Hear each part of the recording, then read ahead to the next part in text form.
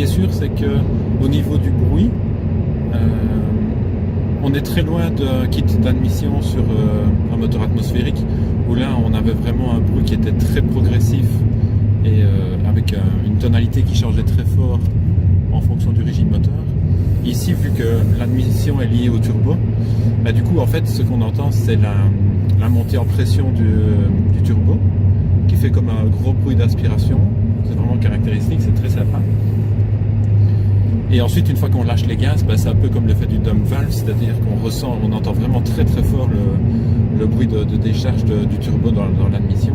C'est vraiment comme si on soufflait très très fort dans un tuyau pendant une fraction de seconde. C'est très très sympa, franchement, le bruit est vraiment bien. La seule petite déception, c'est que contrairement à un moteur atmosphérique où on a vraiment un bruit pratiquement strident quand on arrive au régime, ici sur le moteur turbo c'est un peu l'inverse en fait. On entend l'admis très très fort à bas régime, en dessous de 4000 tours, mais par contre au-delà, le bruit s'atténue, quitte à devenir complètement inaudible entre guillemets, et c'est complètement couvert par le bruit du moteur. Donc ça, voilà, pour ma part c'est la seule petite déception, c'est que je m'attendais à ce que le bruit de l'admission s'entende vraiment du début à la fin du contour, mais voilà, malheureusement le bruit finit par s'atténuer au-delà de 4000 tours.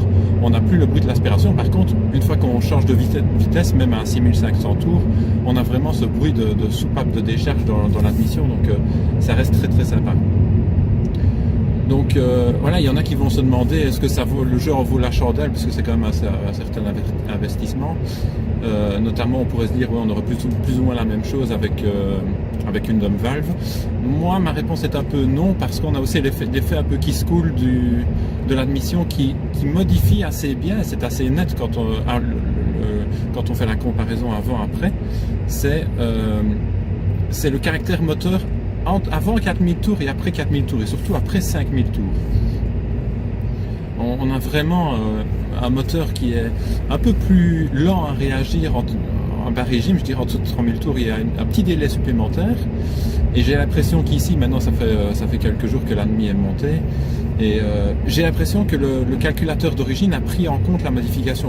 Je ne sais pas si c'est réel ou pas, ou si c'est mon cerveau qui psychote un petit peu, mais au tout début, j'avais vraiment l'impression que le moteur étouffait à bas régime, mais elle a vraiment du mal à reprendre.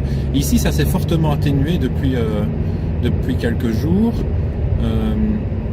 Donc je pense que le fait aussi d'avoir débranché la batterie, ça a remis le calculateur entre guillemets à zéro.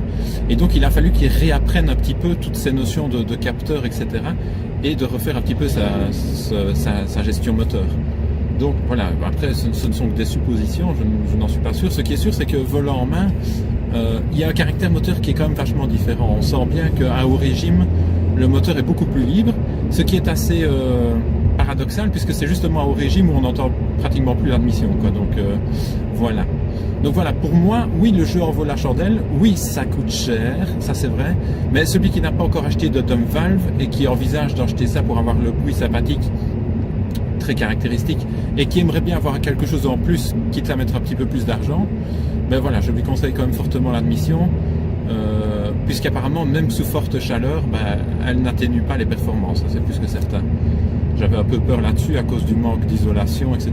Mais voilà, après avoir discuté avec Jimmy, que je remercie au passage, de chez Honda Performance, honnêtement, une fois que que la voiture est en mouvement, l'air brasse le moteur, et de toute façon, l'échappement se retrouve toujours à l'avant. Et il vaut toujours mieux amener de l'air frais à un filtre plutôt que de vouloir l'étouffer en l'enfermant dans une espèce de boîte trop petite. Donc voilà, s'il y avait une petite amélioration à faire sur cette admission-là, ben, ce serait d'essayer de l'isoler un petit peu. Il y a certainement moyen de faire ça, donc j'y viendrai certainement à un moment donné.